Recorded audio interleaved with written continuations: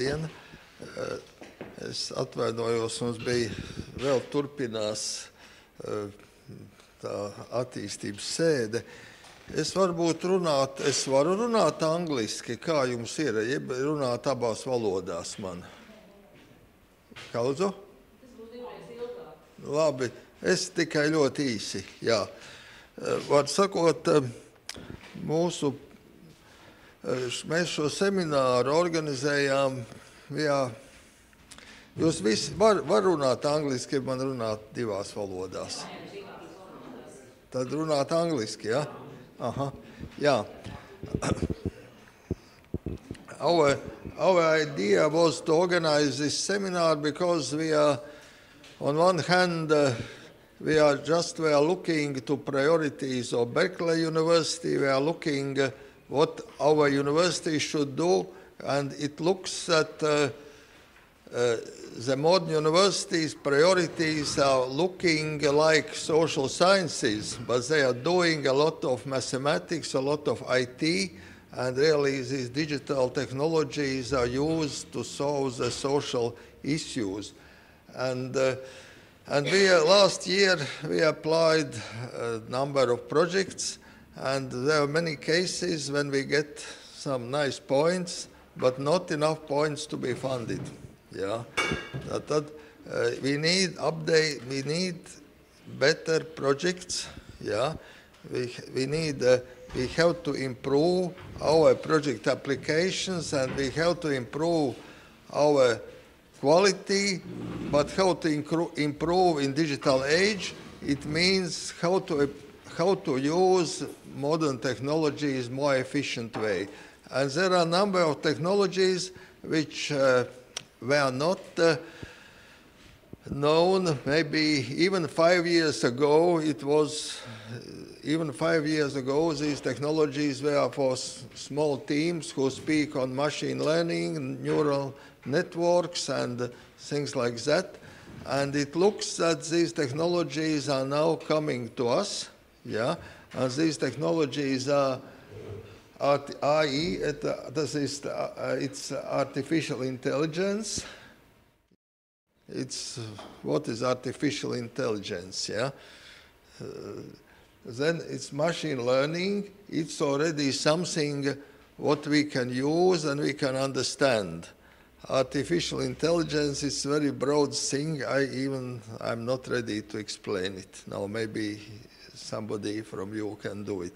Yeah, machine learning. During last half a year ago, we had doctoral school in Kazdanga. We tried to use. There are technologies where we can use machine learning. It's something like we are used to find some correlations. Linear correlations are similar. I think machine learning helps us in situation when everything is correlating with everything. Something like that. Is it right or not? Yes, yeah, you agree with me. I discovered for myself this sentence yesterday. Yeah. And there is deep learning. It is maybe more complicated machine learning. It's many lawyers, so something like that. Yeah, but I give the floor. We have two presenters today. Viktors is one from Riga Technical University Distance Learning Studies Center, and we have Mochine from Morocco. Yeah, he is expert in. Viktors is working with educational data, how to find correlations in situations where there is no clear understanding what's going on. And Mochine is working with pictures, with data from fish data, and but I think the mathematics is very similar and the approaches are rather similar, yeah, in all situations. Like we're using volts and amperes in electricity everywhere. Maybe these approaches we will use in near future also everywhere. But today it's more to understand these principles, yeah, to rethink our projects, how can we improve our projects, yeah, and simply start to think how can we write better project applications, especially postdoctoral students, yeah, postdocs, yeah, so some of you are here. The first. The second, at the end of May, there will be announced Latvian Science Foundation call for proposals. There is also need for more points and more advanced applications. Yeah, it's two main reasons. But now I give the floor to Viktors. Yeah. Yeah, and Thank you. Yeah. Those final words for yeah.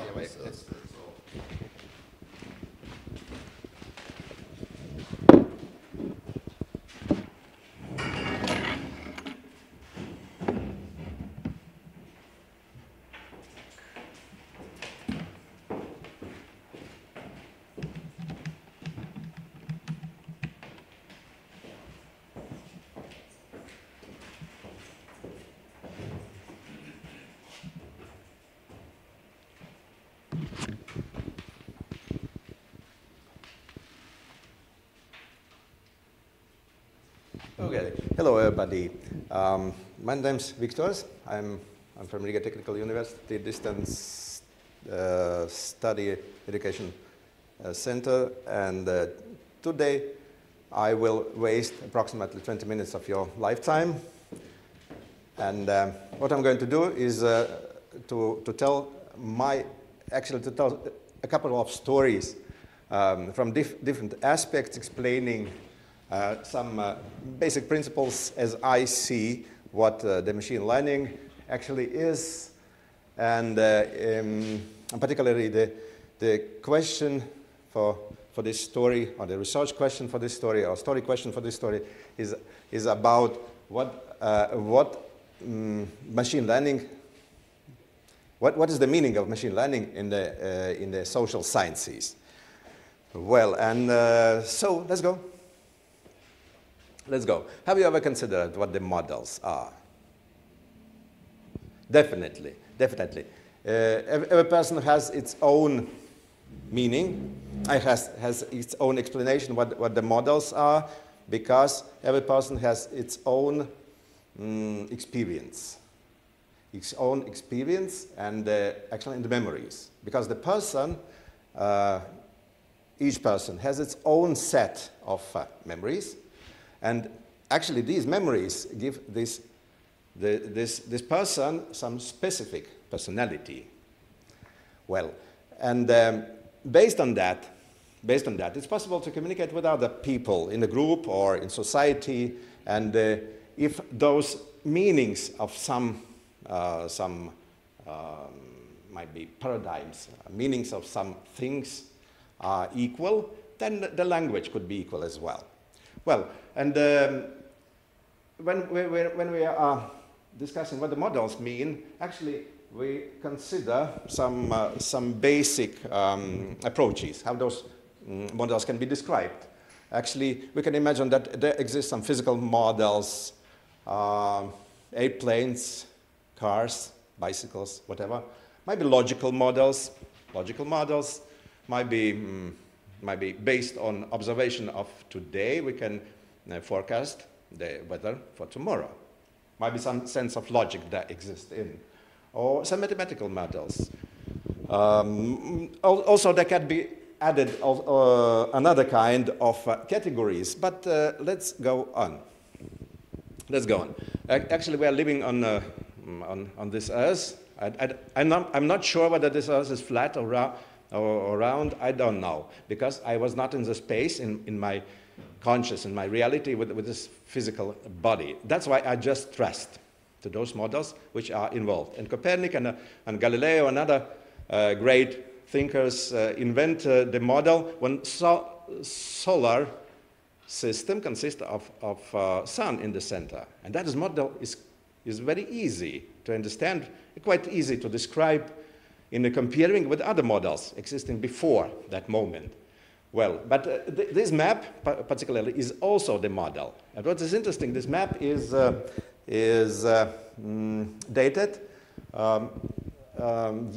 by year, somewhere in the 17th century, this map was created. And now, when we're zooming a little bit into that territory and that we recognize as Africa and Europe, we can identify some differences between what you understand in reality and what this map shows us. Okay.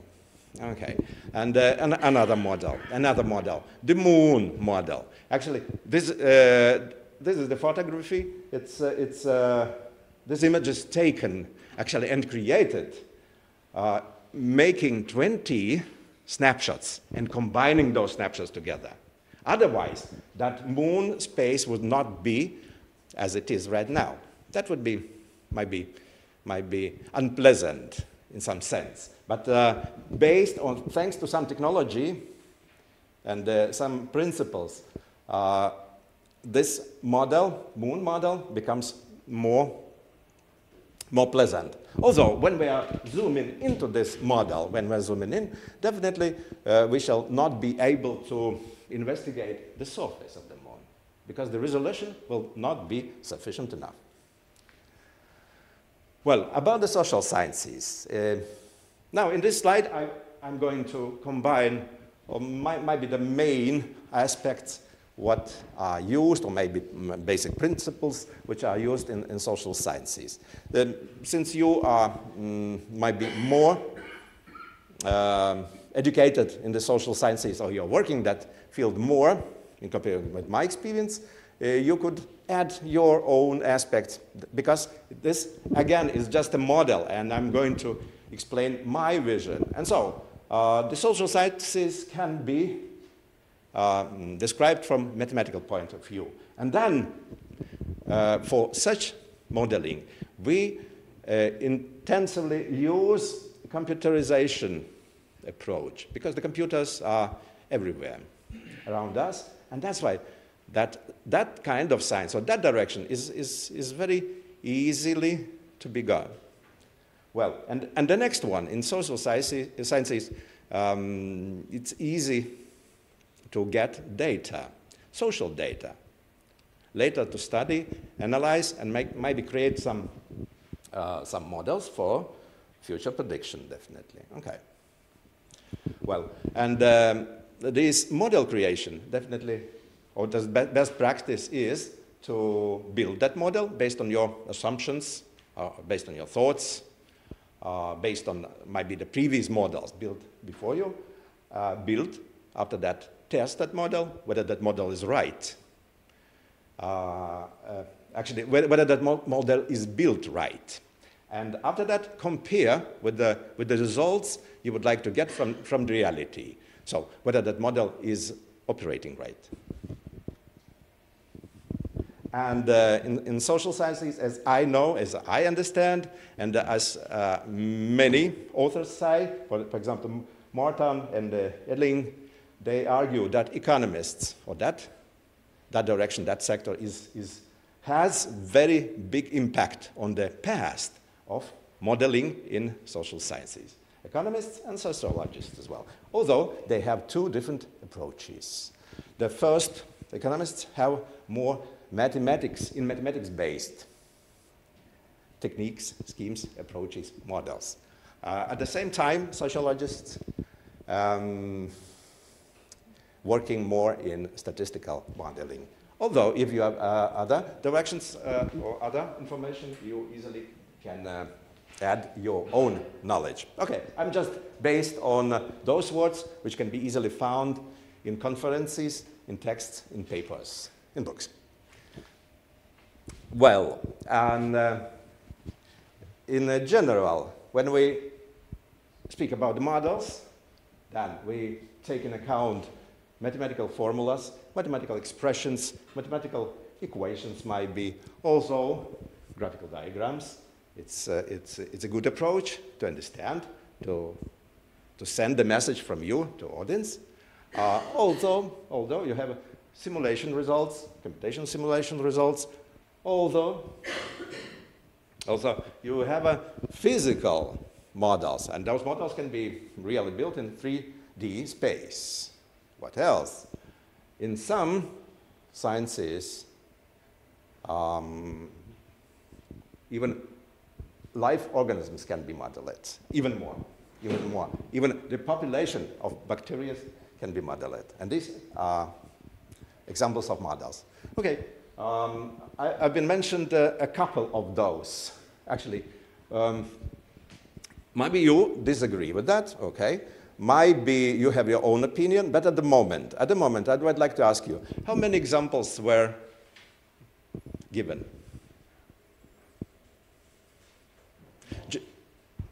Many, okay. But how about exact? How many? Did you count? No. That's the human being, yeah, I know that. But just for curiosity, I would like to give you six examples. Okay, when you remember such a simple things like a number, maybe it's easier to remember, easier later to restore and contribute to that stuff. Well, about targets, explanation, prediction, heuristic purposes, and maybe even the new theories, might be investigation of implications and dynamic of systems, and might be also the approval of new theoretical concepts. That is actually the domain of different applications where these models can be used. Actually, the paradigm of models can be used for all that stuff. Again, I mentioned 6 in order to remember that later. Okay, and now let's switch to natural sciences. Let's take the example from the natural sciences. Why? Maybe because of that. Because nowadays, a lot of people, and also we in this class, are talking about artificial intelligence. And in some sense, we think that, actually, we are sure that intelligence lives in our brains. That's right. Okay, and that would be good to know that in the brains there exist some models of those structures that easily can be identified as axons, synapses, and dendrites. Okay, but you knew about that all stuff. Okay, but that example is taken from such a book. Okay, so the kids in the school that discuss and try to memorize all those terms, all those models, in order to apply later, maybe in the high school or in university. Again, the example from the natural sciences. Okay, let's take a little bit, or let's jump a little bit in the past. And so, before Christus, 4th century, there was one guy. Let me remember that name. I forgot that name, yeah. But they had beliefs that, yeah, Aristotle was that guy. And he believed, and he brought this knowledge and shared among the people, and people trust him because he was a great thinker. Although it's from today's perspective, it seems wrong. Yeah, such a model actually. Okay, the brain is just for cooling of the blood. It's a little bit tricky. We do not accept that stuff. Okay. Education sciences. We're switching slightly to education sciences. I will spend a couple of slides in that direction. And so, in education, we always can distinguish some things like subject to study and motivation. Actually, for motivation, we bring one of the possible models that could help to memorize all these three things taken from this neural model from human or similar brains. Although this motivation, again, is just a model. As you see, that's the sort of schemes with a couple of layers. That is an example which is taken from our recently published scientific paper. Okay, if you are interested, later we can discuss that paper in depth. Well, again, another example. When we are going to discuss what that AI, ML, and DL is, it's just easy to remember. Three things, and now you know what is the more general and what is more inclusive. And so deep learning is just one aspect of, actually, one technique which is used in neural networks. And neural networks, again, belong to supervised learning domain. Okay, so we just have picked a couple of words and going to create a model of that. Okay, but it is not wrong because the scheme show us the right collaboration among those objects. Well, about the motivation. Well, again, from education science perspective, subject to discuss or subject to be learned or subject to be studied is artificial intelligence, machine learning, and deep learning, for example. Yeah, but motivation to study that is, you have definitely to get some data. After that, you summarize your knowledge you got from that data. You are going to later describe, might be in shorter form, what you got from your research you've been studied before based on some specific data set. After that, you can switch to prediction stage. Yeah, you can extrapolate or interpolate, that depends on the model. Actually, what can you say about the model or model behavior in the future? Well, and the prescription is a very essential component for the business, I think so, because the business are highly interested in the right receipts, in the correct receipts. Okay, that's about the model. Well, and now let's compare the education sciences and social sciences in general. Two different sciences, but actually one is about learning, another one is about the increasing of some value of things, what you are doing in that science. Okay, again, a model, just a simple model, what the education sciences mean. In this model, actually, you see the sequence is flipped. Usually, we can refer to the most right pictogram as to the model of maybe 100 and more years ago. Okay. In the middle, yeah, you see, you can recognize your memories from maybe beginning of 2000s or from 1990s maybe. And now we are dreaming and even use in real education systems blended learning and distance learning. Look, that most left model is about that stuff. Okay, but these pictograms are just models. And you look at that and you understand. You have emotions based on these figures and nothing more.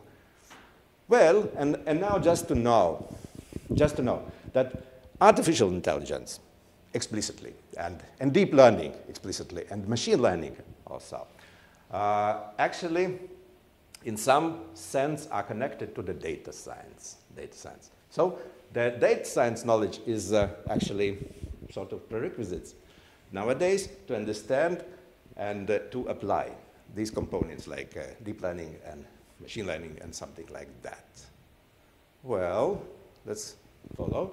Okay, that curve, also known as hype of whatever, actually, in learning or education sciences field nowadays or today can be characterized by specific top-oriented to artificial intelligence. Sooner or later, all that stuff will go or will flow to the right side. Actually, this is taken from Gardner chart, and this Gardner chart is dated by this year, okay, 2019. Well, and as you see, the most unpleasant thing here is what? MOOCs. So in education, we are applying a lot of efforts, especially in educational institutions, to build good MOOCs, to create good video content, to do things correct, as we think, and pleasant and nice.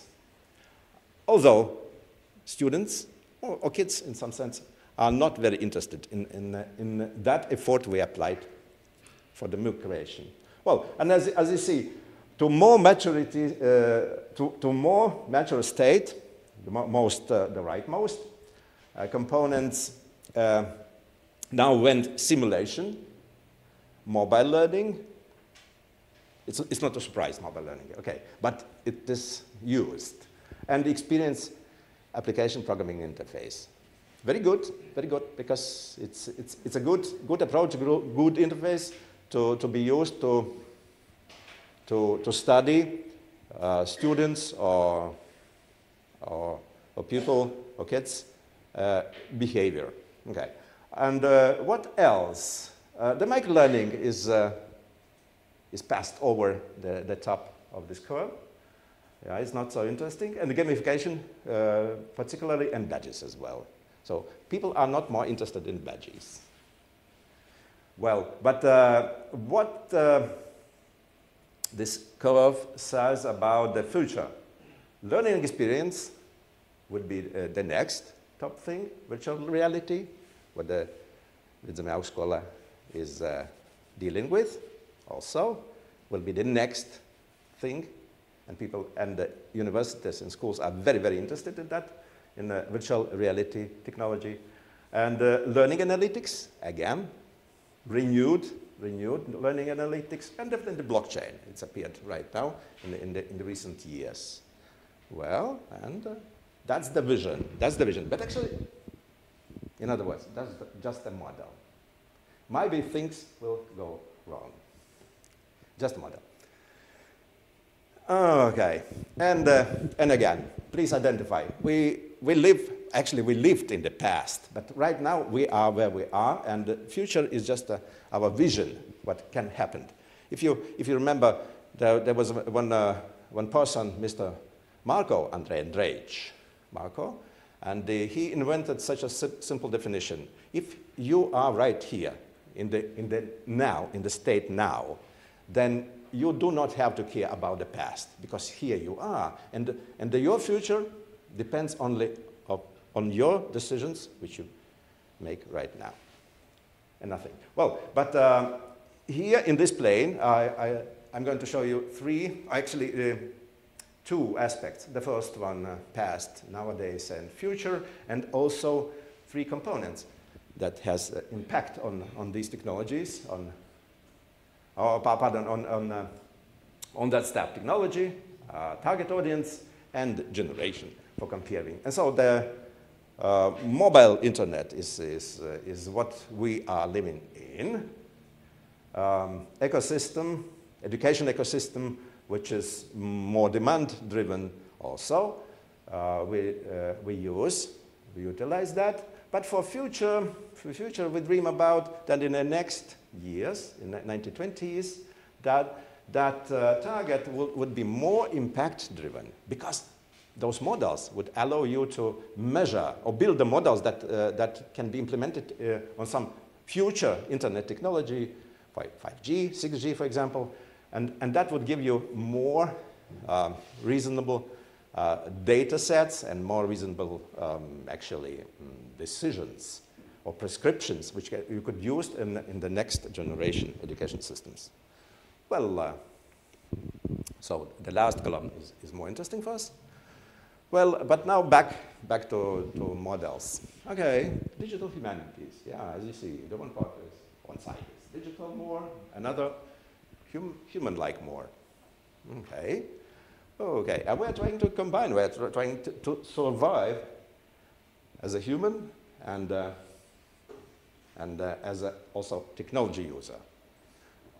Well, and now about specific, very short, but about the challenges in ML and I.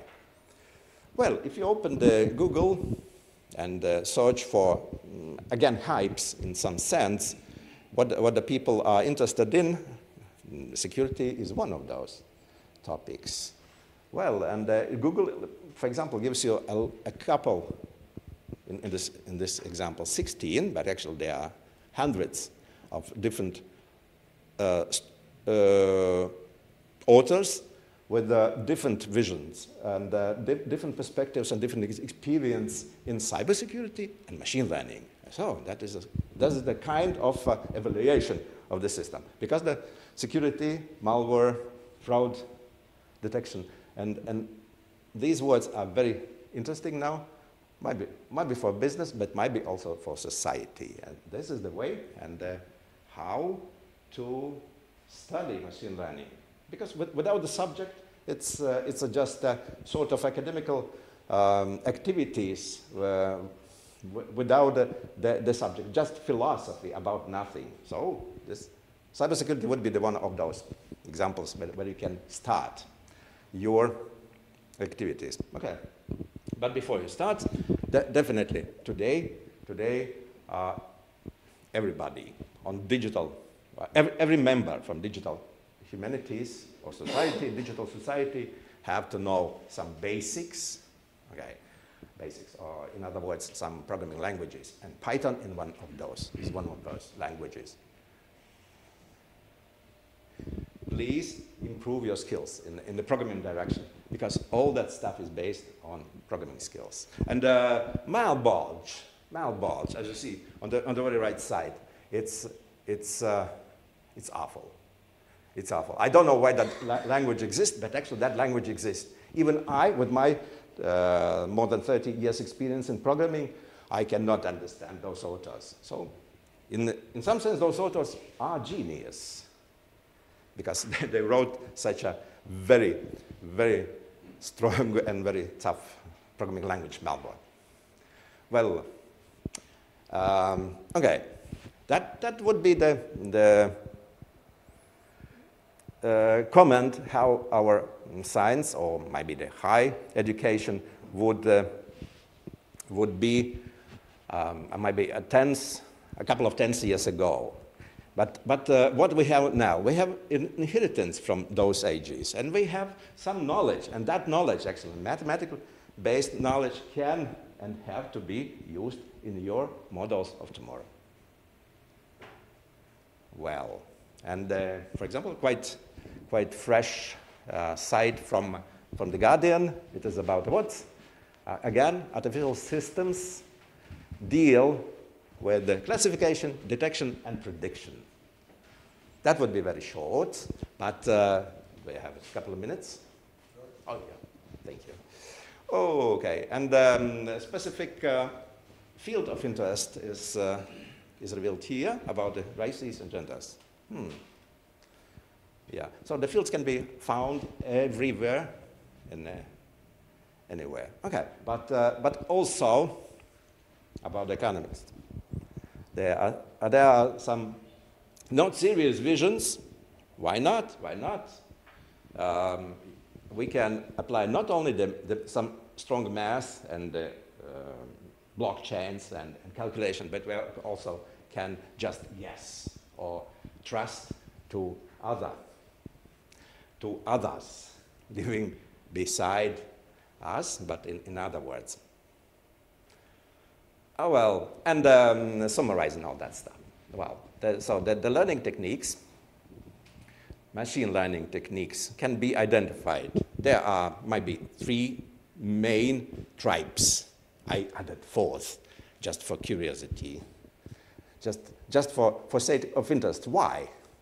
Just because it's easier to remember.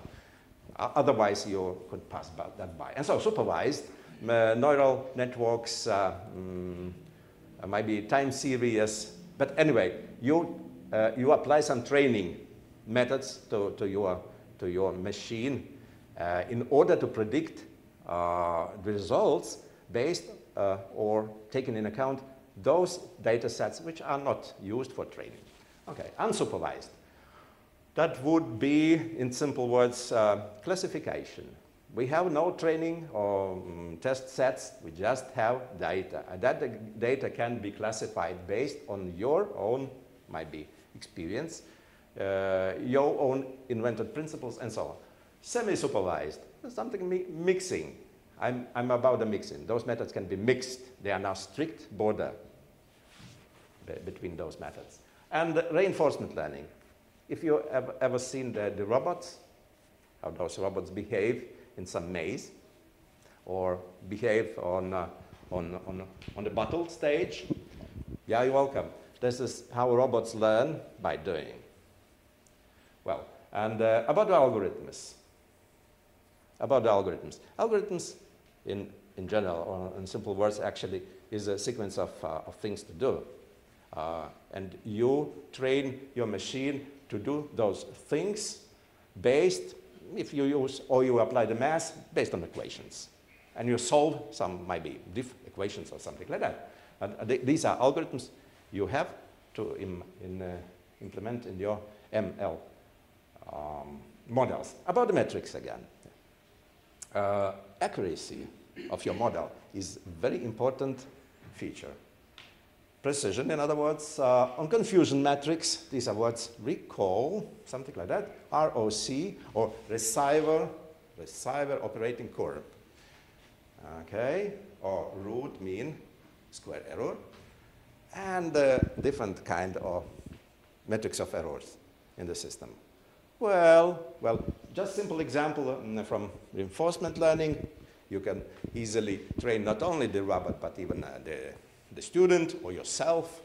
You communicate with environment, with unknown might be environment. And based on your activities in that environment, you can get back some feedback. And that feedback can be expressed, maybe new stage, or maybe new job position, or maybe just simple reward expressed in money, for example. Okay, well, and this one example is about the accuracy. For example, those red dots are some points, so measurement points in some system and in two-dimensional system. Well, and that blue line is not trained yet to find some specific linear function for that crowd of those dots. But it easily can be done by training. Well, and I hope that works. As you see, training error goes down, but you do not need to continue that infinitely. After some specific level of accuracy, when you reach that level, you can stop. You are training your network. For example, network, yeah. Yeah, and actually we are training our model. We are training our model, and our model here is as simple as one line, linear, okay, linear line, just a line. Okay, the best results are already achieved. Yeah, as you see, somewhere here at 2,500, that line is almost what we expect to get. And after such a training, you can easily provide some functional, or finding some functional relations. Regression curve, yeah. Okay.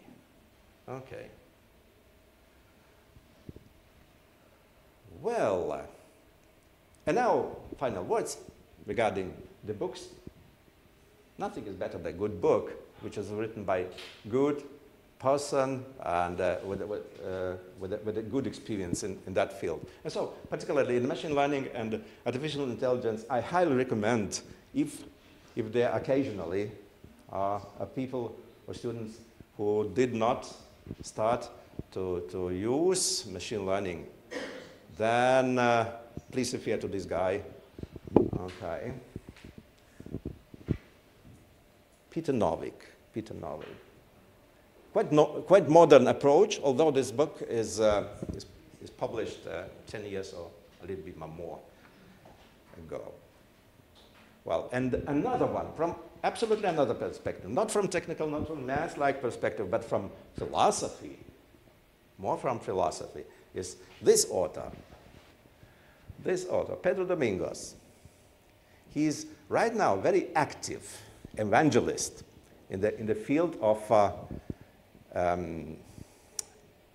in the field of ML and I. Okay, I highly recommend. Just 18 euros. I bought this book in Vienna.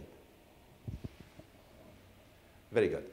Okay, just enough to start with 2 books. And of course, the resources. Resources you can visit on the internet and find some good stuff to start with.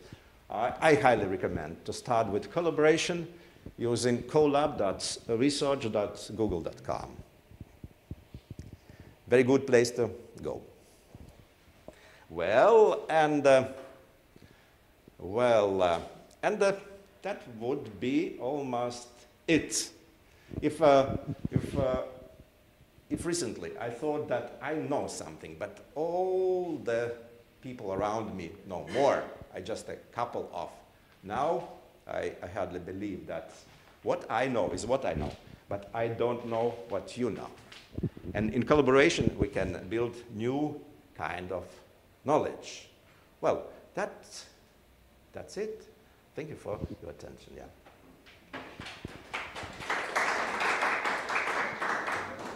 May I ask one question? If I have many input data, yeah, and many output data, I don't know what to do. Would you help me with your collab, yeah, to sort out this situation? I have many input data, many output data, like in real life, and I don't know what to do. But you, with your collab and machine learning, is it right place to go? That's the place is right. Yeah, the first one, what you can do on the collab is to start programming in Python, and after that you will realize how easy it is to get data, how easy it is to identify input data, how easy it is to describe the output data. And I'm sure that at the very first attempt you will try to find at least logical levels.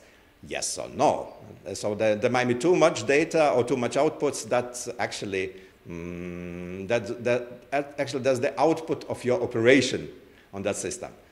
In your mind, definitely, if you can describe what those outputs are, you will be tended to create such a model. But actually, there are some sort of gaps in between. And I'm not sure about other aspects of this question. There is no more aspects. Yeah. Okay.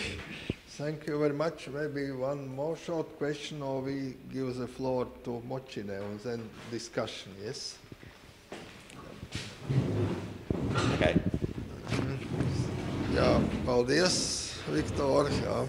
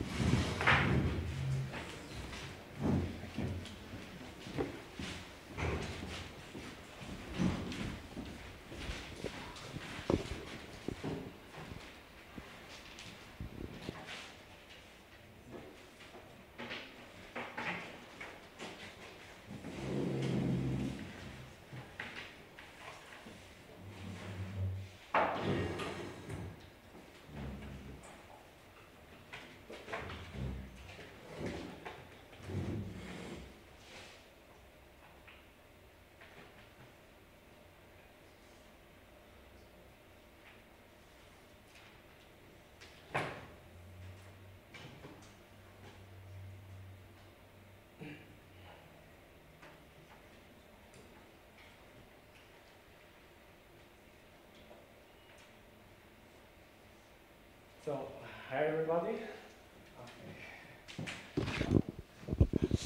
Hi everybody. Welcome to my presentation entitled Machine Learning and Data Science. In this presentation, I will give you a general idea about machine learning and how data scientists react faced to problem using machine learning. and how machine learning solves many problems in our life. So recently, I was talking with my ex-supervisor in Germany about artificial intelligence and so on. And she said to me that artificial intelligence has not the same definition from person to another. For example, if I define artificial intelligence for IT specialists, it's not the same like I define artificial intelligence for non-IT specialists. So generally, the majority, when hears about machine learning, we are usually think about robots and how robots, the war between robots and humans, and how robots will colonize the humans and so on. But we are really very far from having reached the level of sufficient intelligence in the machine to have something to worry about. So what is machine learning? So imagine that you are in the supermarket and you want to buy mangoes. The question is, what is the criteria to choose mango? If this mango is good or the other one is good. So if, for example, if the green mangoes is good or the yellow one is good. So if we talk about that, is learning algorithm behind. So the machine learning is the way that we model problem or phenomena in a good way. For example, for this example, this is some learning step, for example, for human brain. So, for example, learning one is bright and yellow mangoes are sweeter than pale and yellow mangoes. The smaller bright yellow mangoes are sweeter than only half time. Softer ones are juicier. Green mangoes are tastier than yellow ones. Otherwise, I don't need mangoes anymore. So this is an example of criteria. So if we want to program this in machine, we can do it like this. If it's bright yellow and size is big and sold by, mangoes is sweet. Otherwise, mangoes is juicy. Otherwise, I will not buy mangoes anymore. So machine learning is a concept which allows the machine to learn from examples and experiences, and that's without being explicitly programmed. So instead of writing the code, you feed the data, and the algorithms build logic based on the given data. So as they said, Arthur Samuel in 1959, so machine learning is a field of study that gives the computer the ability to learn without being explicitly programmed. So why using this machine learning? So with the growth, with the revolution of big data and the prediction of human behaviors and digital transformation of companies, and this high-powered computer, companies, governments use more and more data. So it looks for a person that analyzes this huge amount of data. So the main reason of using machine learning is the presence of this huge amount of data produced and collected by humans, the improvements and the greater accessibility of machine learning algorithms, and the exponential increase in computer capabilities of computers. So machine learning is everywhere. For example, in handwritten digit recognition, in face recognition, in YouTube, Netflix, when they recommend you the best favorite film, in Facebook, sometimes in Facebook, they send me notification that, and they ask me if this photo is yours or not. And when I look, I find that my face is in this photo. So this is a machine learning algorithm for face recognition is behind. Another field is for speech recognition, driving, self-driving, and gaming, and so on.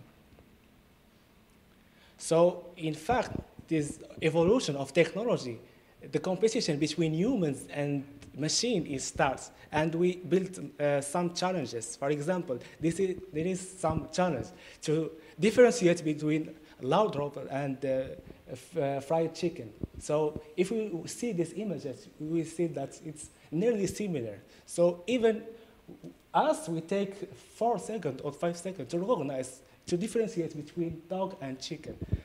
Another example, to differentiate between puppy and bagel. So this is, yeah, the same. It's nearly the same. For example, if we want to program that, it's difficult to extract the relevant feature because the shape is the same, the colors is the same, everything is the same. To differentiate is dog and the mob, so it's nearly the same.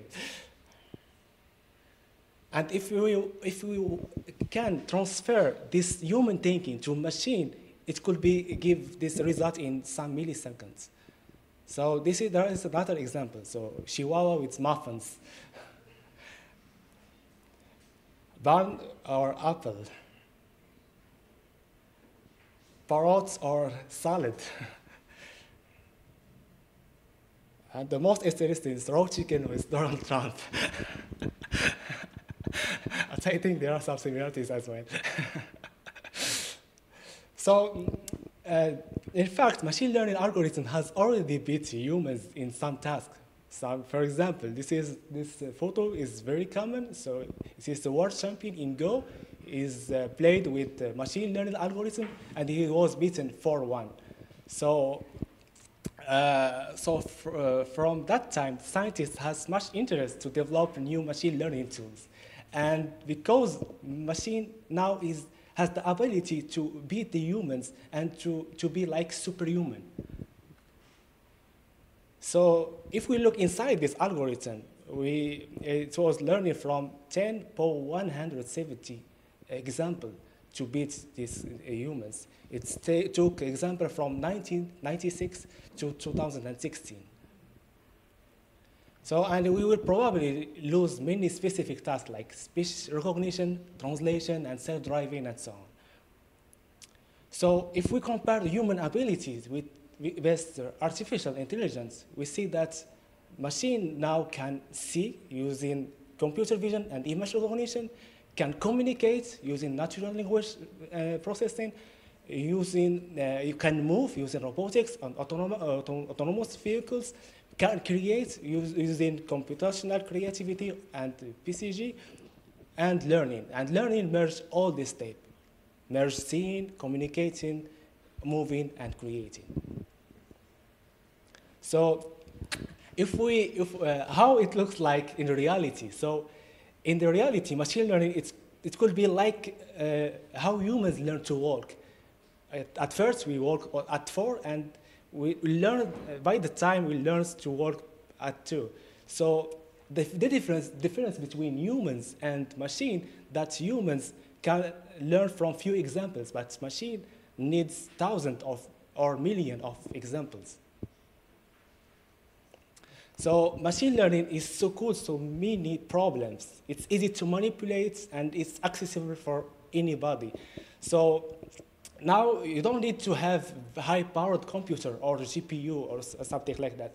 There are some portals in Google Cloud, for example, and you can put your code, and you get the result in a few minutes.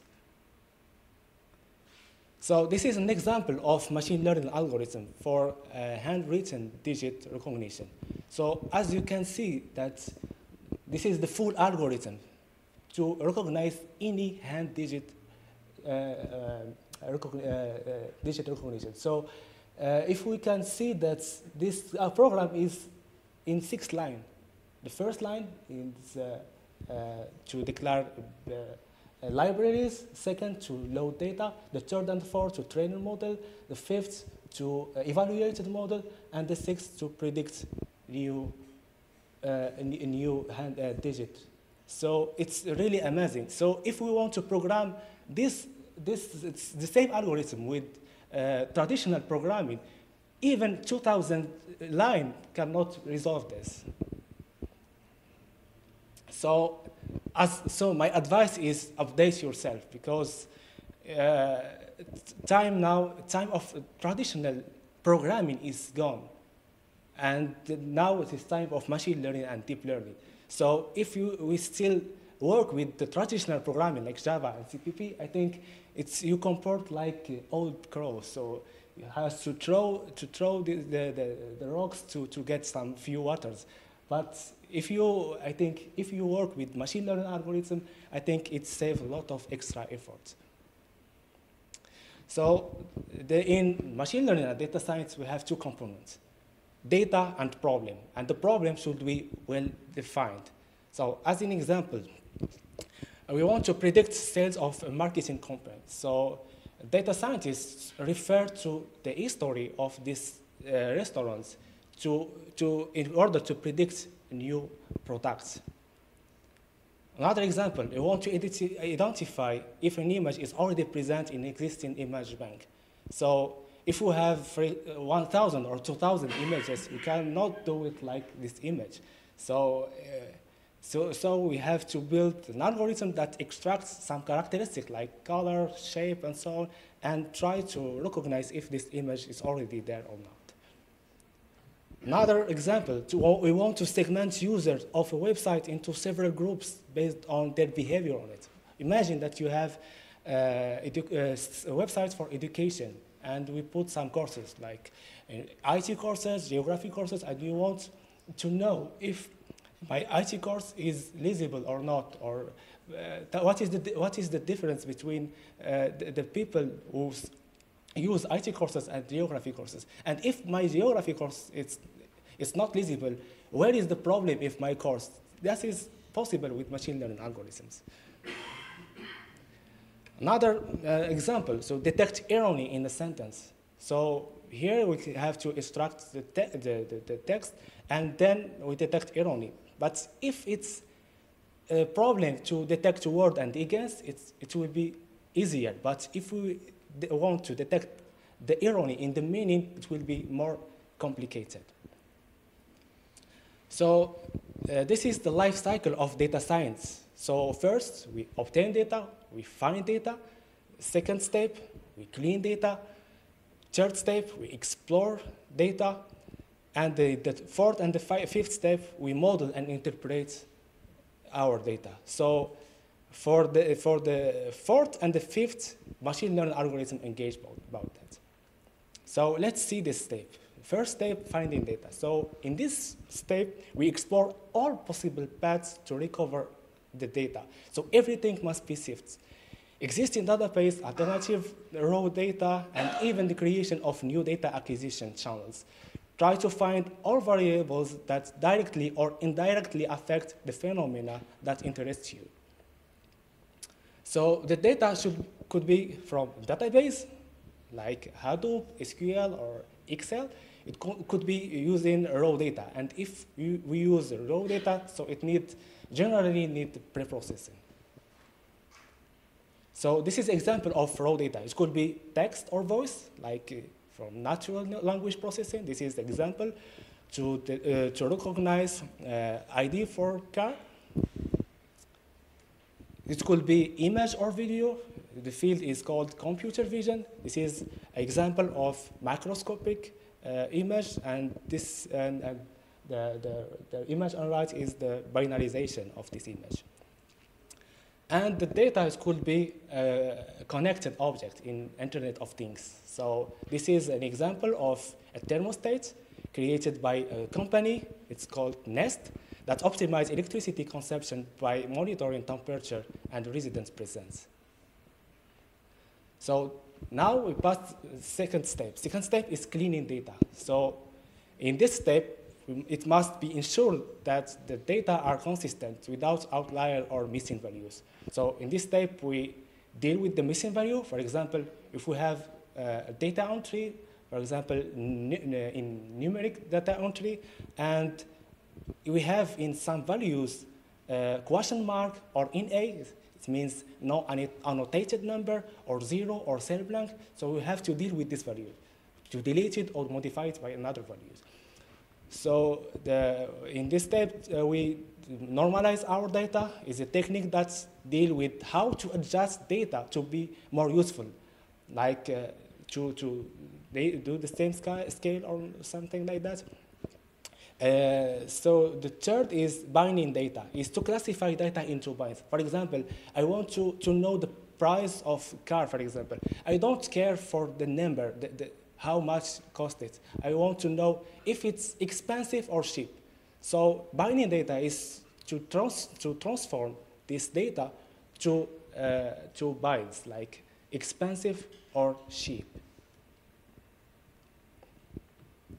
The third step is data exploration. So here, do not hesitate to display all kinds of graphs, compare the different variables to each other, test correlation and hypothesis. So at the end of the exploration, we propose several hypotheses, propose several possible statistical modeling of data, and propose, if necessary, new sources of data that would help be better understand the phenomena. And it's called feature engineering. So feature engineering is the process of using domain knowledge of the data to create features that make machine learning algorithm works. As said Van Neumann, with 4 parameters, I can fit an elephant. And with 5, I can make him wiggle in the trunk. So this speech demonstrates how important this feature extraction process. So this is an example of feature engineering. For example, researchers want to extract, to recognize poverty in Africa, and they use machine learning algorithm to map poverty automatically from satellite images. So they use the satellite images and try to detect the resources from satellite images, and they decide if this region is poor or not. Another example, everybody knows the CAPTCHA system, but nobody knows this notion of CAPTCHA system comes from.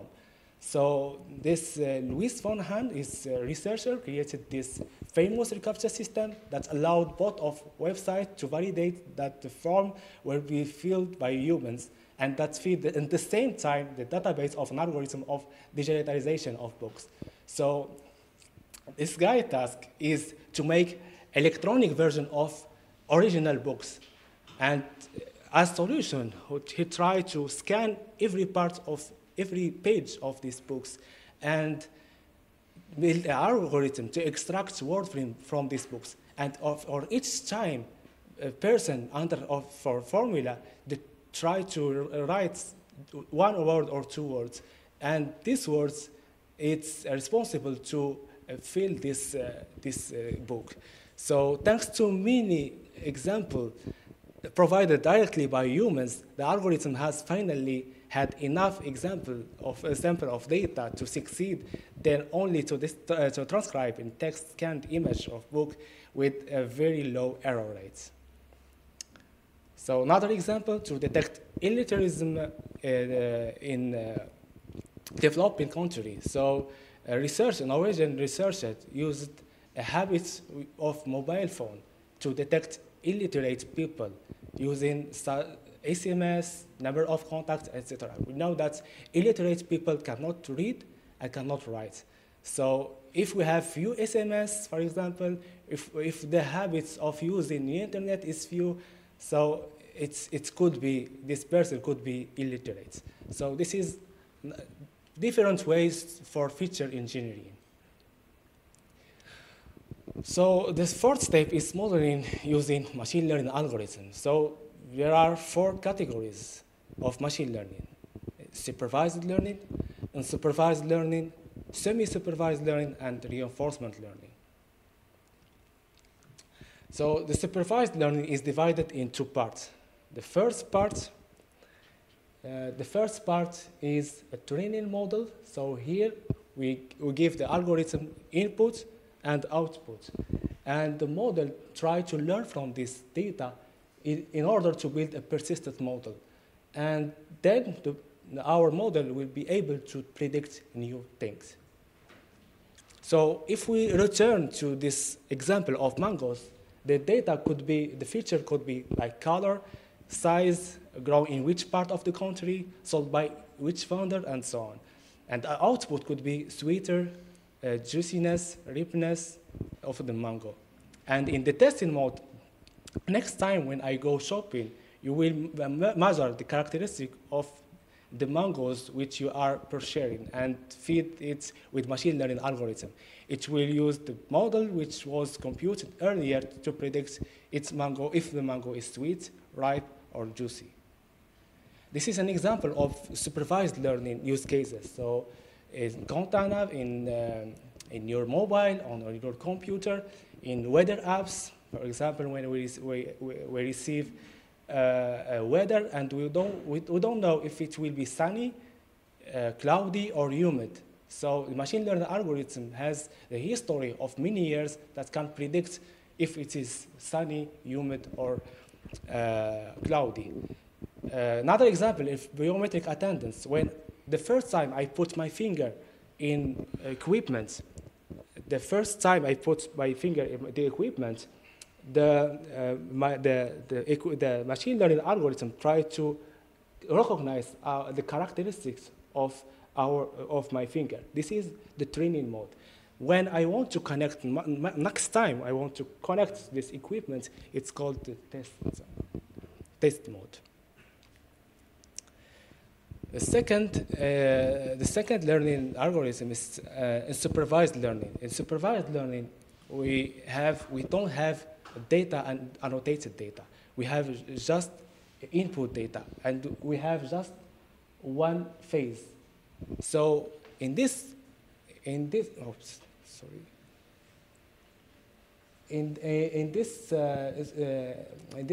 classification here, for example, we have different type of data, and we try to divide this data into groups. So like clustering. So for example, we have here data, we have apple, we have banana, we have mangoes, and we try to divide this data into different groups. For example, we have image bank and try to classify this image bank into categories. So let me show you this result.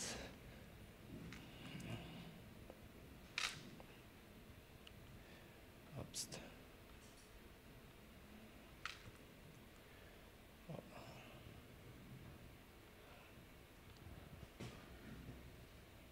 It's crashed.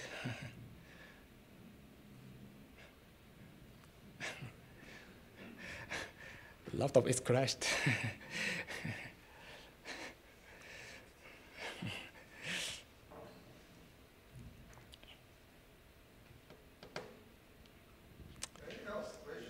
Yeah. Is it learning of algorithm, or we are learning people?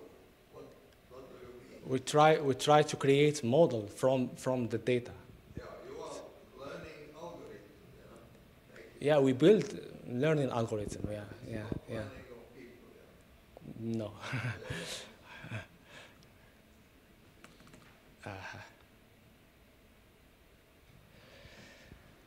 Sorry.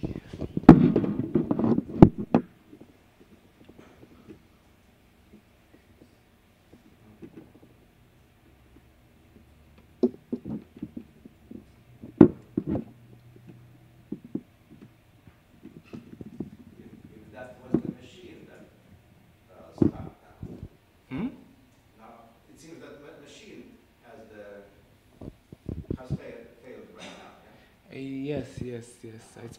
It's crashed. How would you classify that? Yeah.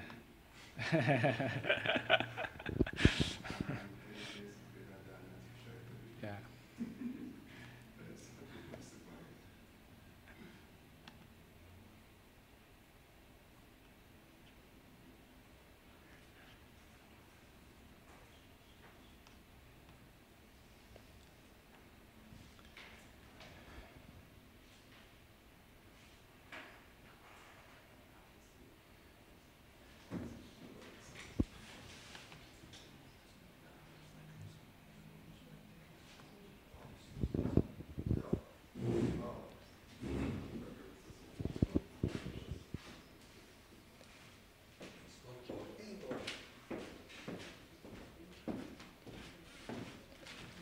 Now I try to open this link. Oh, you need. Yeah. Oh, you have internet connection. Yeah. I try to connect now. It's crashed, but now it's okay now. I think I continue. If it's oh yeah, I have to connect.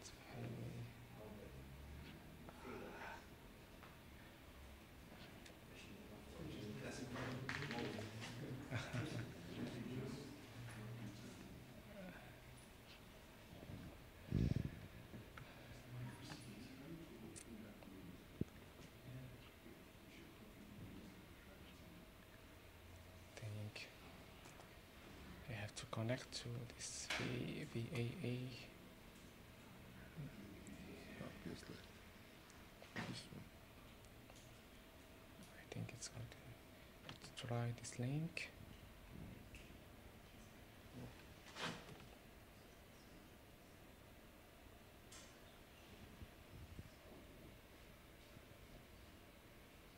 Yeah. Yeah, I have to put it in this room.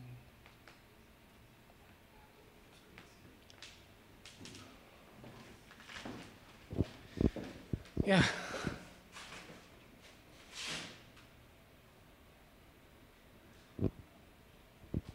Take some time.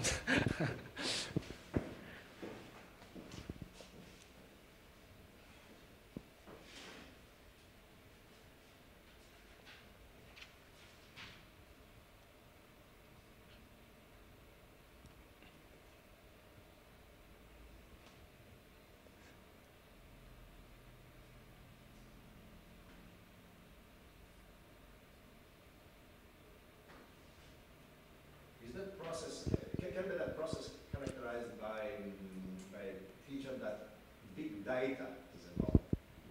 Yeah, yes.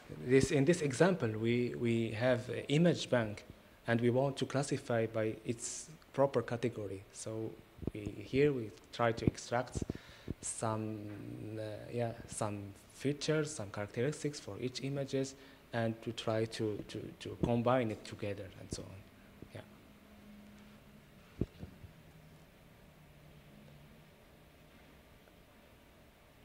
This is the whole database. I have to zoom it, but I have to wait a little bit.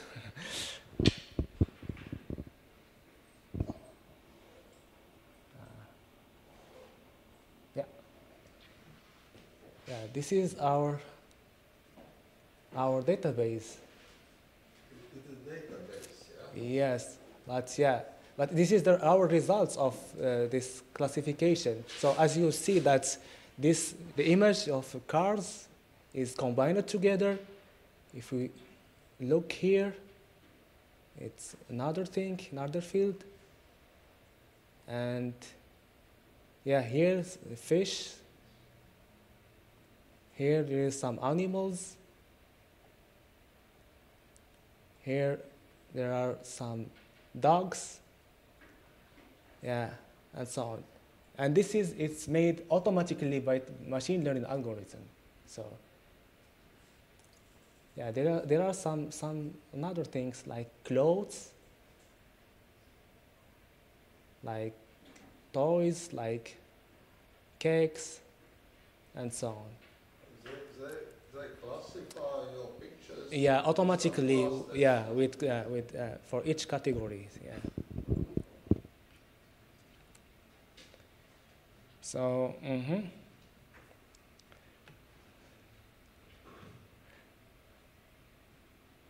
So another example. So researchers at Google Brain applied a supervised learning algorithm a few years ago on YouTube videos to see what the algorithm would learn to learn.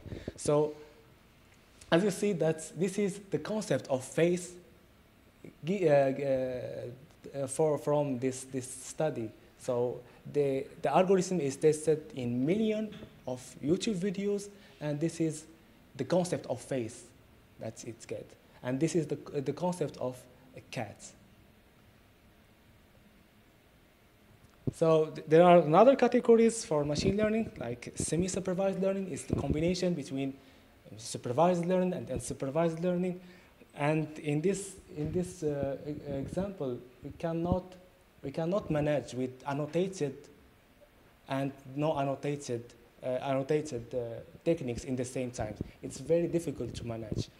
And there is another category, is reinforcement learning, which is based on cycle of experience and rewards and improve its performance at each iteration. So there is an example here for gaming. So there is an algorithm receive an observation from the environment, and the agent make action. And if this action is correct, he received a reward. If the action is not correct, he will play again or receive a penalty. So this reinforcement learning is used in self-driving, in robots, in gaming, in recommendations and recommendation system. The difference between supervised learning and reinforcement learning. In supervised learning, the same, we make the same. We make inputs and outputs, we train our model and so on. But it's the difference. Supervised learning, we put all cases. So the algorithm must have all cases to be a good classifier. But here, for example, in driving, when I want to drive a car, I will not find the same actions. Every time I drive my car, I find new actions. So supervised learning doesn't work in this case. So reinforcement learning can do that. Can learn from each iteration, from each experience, can rebuild its model and predict new things. So this is the advantage of reinforcement learning. So there are many algorithms for machine learning algorithms. So we have linear regression, KNN, support vector machine, neural networks, random forest, decision tree, and etc. So I will give you an example. So for linear regression, for example, imagine that you want to know if you are paying too much for your rent. You have recovered from a rental site about 30 pieces of available rentals as well as the associated area. So we have, for example, here a table, we have a rent and we have a surface, and we want to estimate the rent if the rent is good or not. So if we want to model this table in two-dimensional space, we will find like this graph. So in this axis we have a rent by euro, and in this axis we have a surface in meter square, and each point is a case of rent. So as you can see that the rent is grown by this growth of the surface. So if we want to model this problem, a linear model can solve the problem and line the nearest line of all points. So for example, this is the line that estimates this phenomena. And now we'll try to adjust our line to cover the maximum of points. So this is our final model. So now if we want to interpret this graph, so we can, for example, here the line is present the best estimation of the rent. So for example, if we have apartments have 30 meters square, the legitimate estimation of the rent is about 1,300 euro. So if I pay more than 1,300 euro, it's not good offer. If I pay less, it's good offer. This is interpretation of this graph. This is not for all. Yes, 1,300 is too much.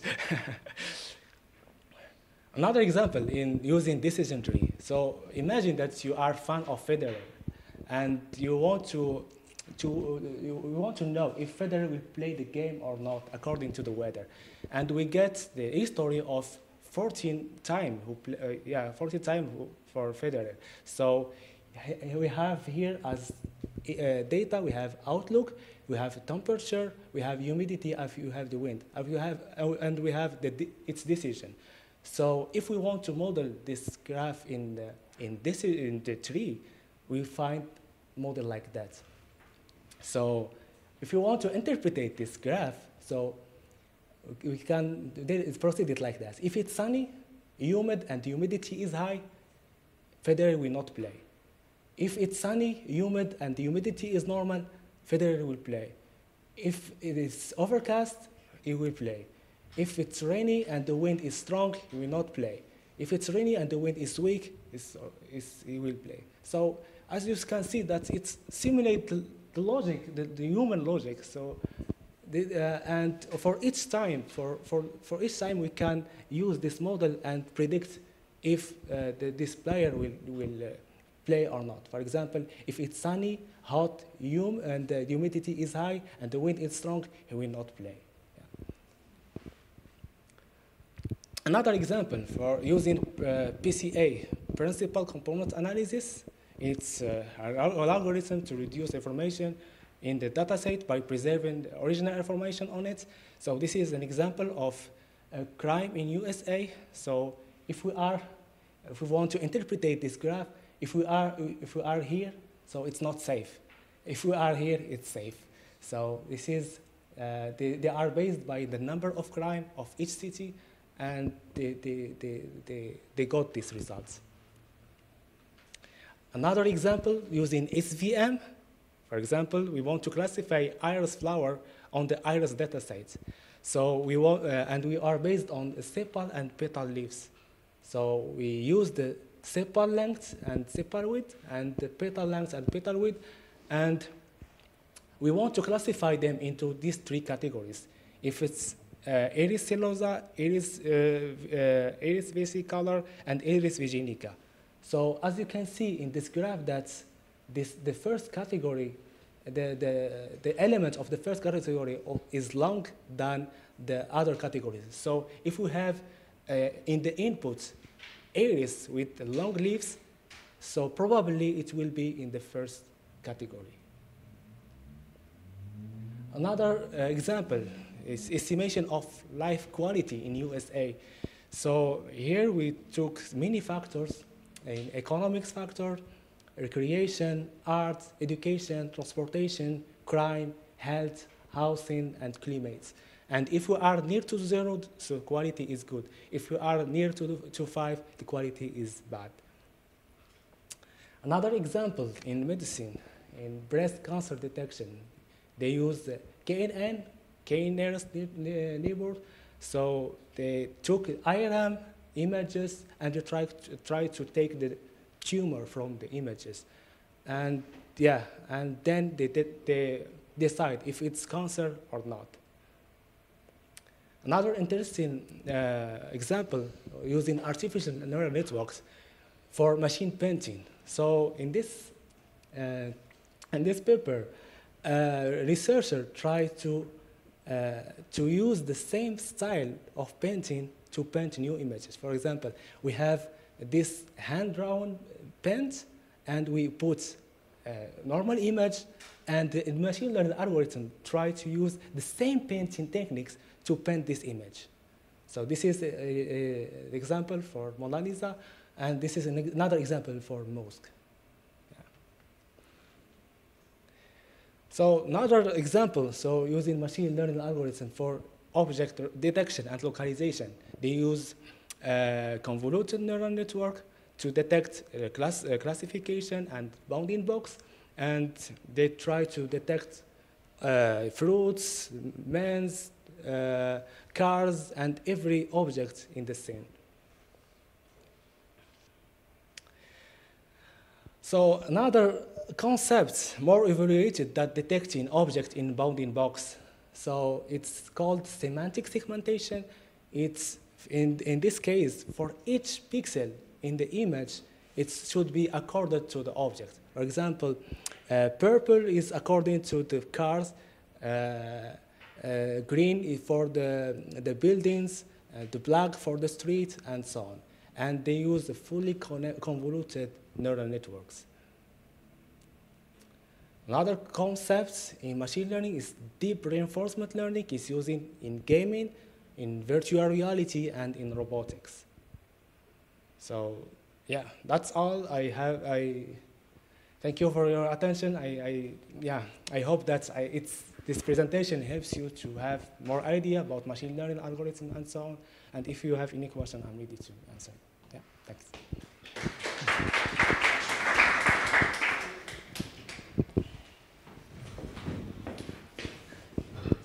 Yeah, thank you very much.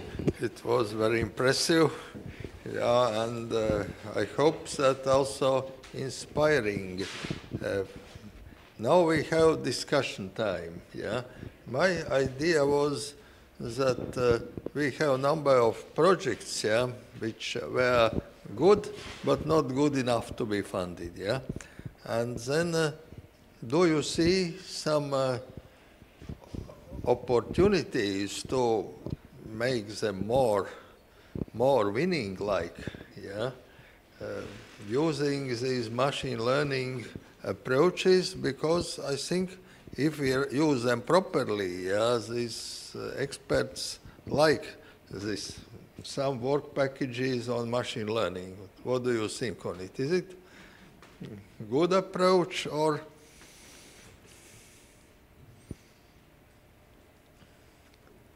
if we have very different data, and if they are easy to understand, then we don't need machine learning, I think. Yes, but if no, machine learning could analyze and predict what happened. Yeah. If who would like to say something? Yeah, we have postdoctoral students here with a lot of data, like yeah.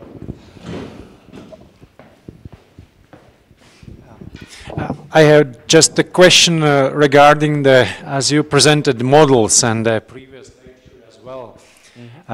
Thinking about my data set, I see that something you show, it's already working. It could be adapted one-to-one just with my data. And the question is, do we have any free source library of certain algorithms where you just exchange the data of phenomena, but you can use the same algorithms, let's say, or the same Python scripts, or something which don't ask so much programming, because as a social scientist, it's a tough work for me. And then either it always should work in tandems with some programmer, or do we have any templates, let's say, simple templates? Yeah, I think I recommend you to use a tool called Jupyter. This tool has an item called Orange. This tool is like we use. It's easy to manipulate. We don't need to program. We don't need to put codes. Just to select which algorithm you put your data. Select which algorithm, and you compile your work. It's not, you not need to program something. So not Orange in Jupyter. Yeah. Some more comments from Burtnieku, others?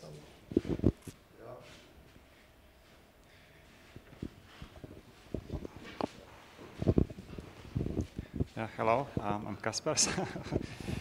Just a question, by looking on future, how do you see, how do you perceive and envision maybe how large impact of all the algorithms is going to be which are capable of solving different type of domain problems, meaning more or less domain-free algorithms in ML AI.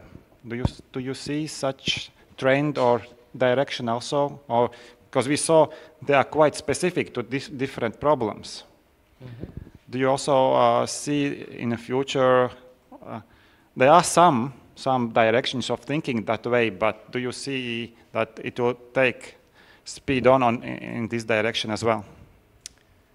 Yeah, and I think if I said before that machine learning is the future, deep learning and machine learning is the future, the time of traditional programming and this all of things, it's gone. So I think machine learning, it will be everywhere, in every part of my life, our life. So for example, in now we hear about smart cities, we hear about a smart intelligent system, intelligent ATMs and so on. So I think machine learning, it will be, I think, the part of our life that we could not divorce from it. So, yeah. But regarding domain independence, meaning that one algorithm can solve different type of problems. Yes, and the most important thing that it learns from itself. That it's the model will be more powerful if I learn by myself. I think now the deep learning algorithm, it's used in many areas, like as I showed you before. For example, this work is by using deep learning algorithm. This work also is deep learning algorithm. So I think deep learning algorithm has the ability to learn from experience, and in which each time it learns from itself. So I think the deep learning algorithm will be useful. Yeah. And what do you? I understand that there are many algorithms, but much more will be discovered. Is it right? Yeah, we need more. And more but if we to have reach the human's thinking, the human's ability. So.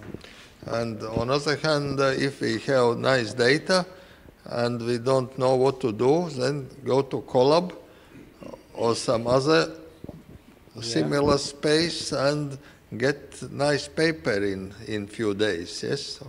Yeah, I think so. But you have to choose the best algorithm that fit you. No, yeah, it takes some time. It's important. Yeah. But before the usage of collabs on the clouds, it's better to collaborate here in the rooms. Yeah.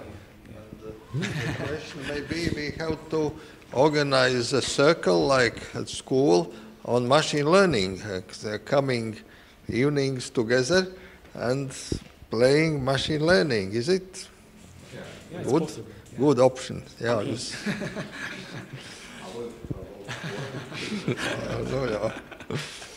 Jā. Kas vēl gribētu ko teikt, vai kam vēl derētu šīs metodes? Ginta varbūt gribētu kaut ko teikt. Es domāju, ka jā. Yeah, maybe you can tell us some few examples from projects where you have participated or what you have done where this artificial intelligence or neural network algorithms are applied. Yeah, From my research area is in underwater image processing. So in my PhD, I was working about fish recognition, and we built a model based on artificial neural networks to recognize fish underwater using optical techniques. And so this is, Okay, and how do you see what could be maybe project ideas from social sciences where we can apply this machine learning algorithms? To be honest, I don't have many idea about social science, but in this presentation I try to make some examples from area that's so far from me to approach this idea of machine learning and how you integrate machine learning in your system. Yeah, maybe we can discuss about this. I already discussed about with Madara. Yeah, it has the same. It has the social science. We work in social science and so on, and we plan to build the system based on machine learning system in social science and so on. Yeah, maybe we can work together and build new idea. Yes, thank you. Some more questions, comments? If no, it's already late. Yeah, our circle is working already late evenings. Yeah, and I think thank you very much. Yeah, for Mochine and Viktors, and one more.